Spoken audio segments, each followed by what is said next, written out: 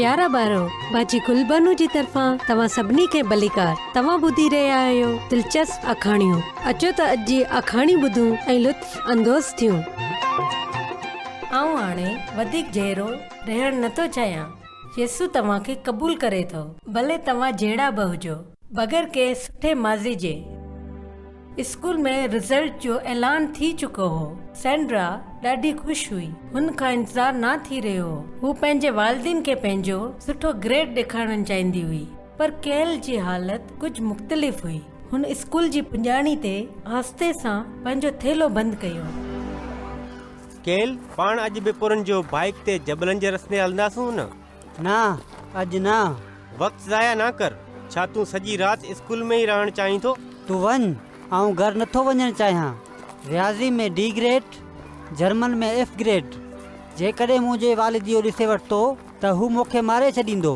हिन खां बहितर आहे त मां पाण खे ख़तमु करे छॾियां। मां हाणे वधीक ज़िंदा रहणु नथो चाहियां। ऐं बेअक़ल आहियां ऐं को बि बेअक़लनि खे पसंदि नथो करे। अजाई ॻाल्हियूं बंदि कर। तुंहिंजो वालिद तोसां तमामु घणो प्यार करे थो। हू तो लाइ तमामु सुठा सुठा तोहफ़ा वठंदो आहे। मुंहिंजो वालिद हू रुगो पाण सां ऐं पंहिंजे कम सां प्यार कनि था। बाक़ी सभु कुझु उन लाइ अहम न आहे।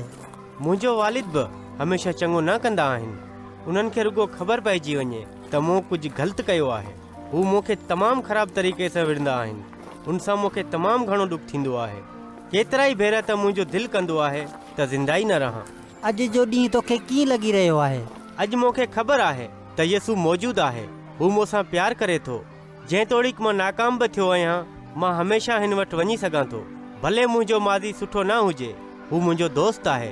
जेतोणीक मां हुनखे ॾिसी नथो सघां, पर मूंखे ख़बर आहे त हू हमेशह मूंसां गॾु आहे। मूंखे मज़बूत थियण जी ज़रूरत न आहे।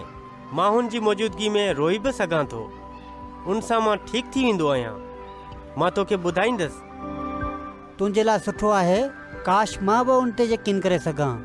हल त बाइक ते जबल जे रस्ते हलूं ऐं ॻाल्हियूं करियूं। छा मां तोसां गॾु घर हलां? जेकॾहिं तोसां गॾु को हूंदो त शायदि तुंहिंजो वालिद वधीक कावड़ न करे। सुठो मशवरो आहे। तूं तमामु सुठो आहीं दोस्त। ऐं मोकलूं ख़तमु थियण खां पोइ पाण कॾहिं कॾहिं स्कूल जो कमु गॾिजी करे सघूं था। बेन तमामु सुठो हो। पंहिंजे दोस्त सां गॾु वञणु चाहींदो हो। बावजूद उन जे कैल अञा बि परेशान हो। पोइ हिकु मौजो थियो जॾहिं कैल जे वालिद हुन जो रिज़ल्ट ॾिठो त परेशान न थियो, पर हुन पाण बि क़बूल कयो त जॾहिं हू स्कूल में हो त हुन जो बि रिज़ल्ट सुठो न हूंदो हो।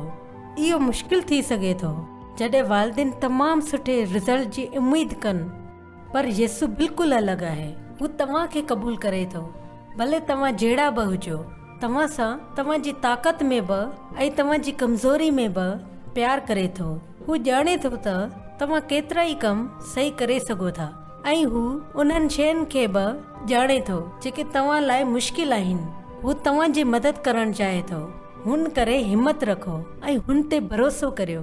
यसु खे ॼाणी वठण सां तव्हां पंहिंजी पाण क्लास में सभ खां बहितरीन न थी वेंदा, पर हू तव्हांजी मदद कंदो त तव्हां बहितर थी सघो। हू तव्हांजी तरबियत करे सघे थो ऐं सिखण जे अमल में ख़ुशी ॾेई सघे थो। हिमत रखो ऐं हुन ते भरोसो कयो। जेतिरो तव्हां सोचो था, यसु जी मदद सां तव्हां उन खां बि वधीक करे सघो था।